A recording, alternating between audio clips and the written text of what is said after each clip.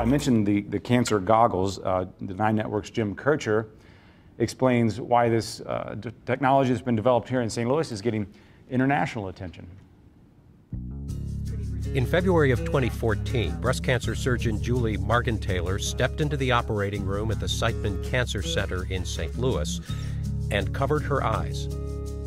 For the first time and numerous times since, she used high-tech goggles that allowed her to see cancerous tissue in ways she never could before, in real time, lit up like a Christmas tree.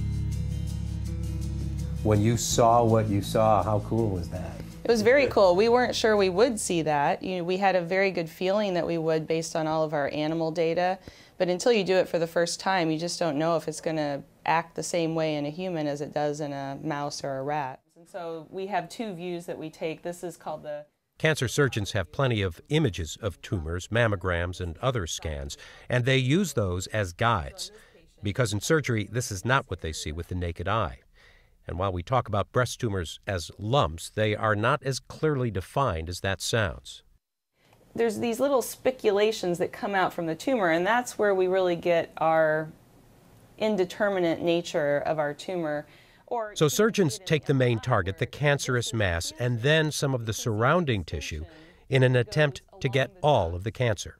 But at the end of the day, you don't know that until your pathologist really takes several days to microscopically evaluate all those edges.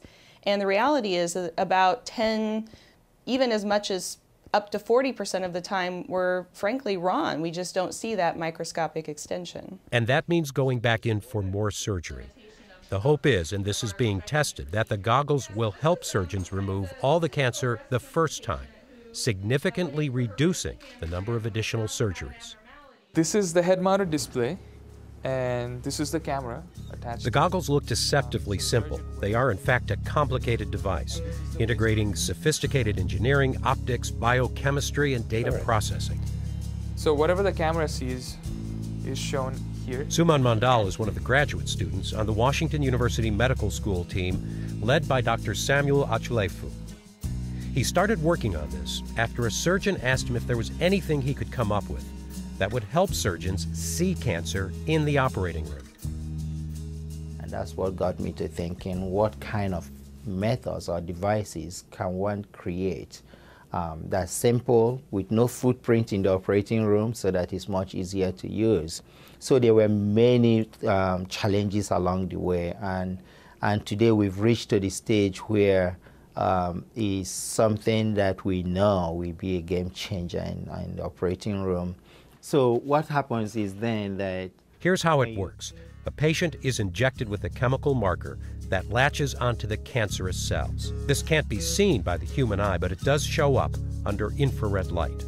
The light source is on right now, so it's exciting the dye in the vial. So exactly what I'm seeing, you can see in the laptop there. The camera on the goggles picks up both the visible light image and the infrared image of the glowing cancer cells. And this is where it gets tricky. This is the waste pouch which has the processing unit. Both images are sent to the processor worn in a pack by the surgeon. They're combined there into a single image and sent back to be displayed on the inside of the goggles. All within a fraction of a second, back to the surgeon's vision, such that what they now see is an object. It has to be oriented in such a way that is displayed in a way the surgeon will not even realize that processing is going on behind the scene to display those images. So that's how basically it works. All of this might bring to mind military night vision goggles or something you'd wear for a video game. And in fact, it does draw on some of those same technologies. And already there's a new generation of medical professionals who have grown up with this kind of stuff. And we believe that the younger clinicians coming up today, they are very comfortable with gadgets. And the cooler it is, the better it is for them to apply that. I think that surgeons would welcome a tool that they could wear as long as it's ergonomically viable in the operating room, but I think they would welcome a tool that they could wear that would guide their surgery in a way that has never been able to be possible before. The Washington University team is working to make this system wireless and the goggles transparent. And they're awaiting FDA approval for an improved chemical marker. So far, the goggles have been used on breast and skin cancer operations, and they are still in the testing phase. But already, Dr. Margenthaler and other surgeons who are using the goggles are encouraged, if not downright amazed, by what they've seen.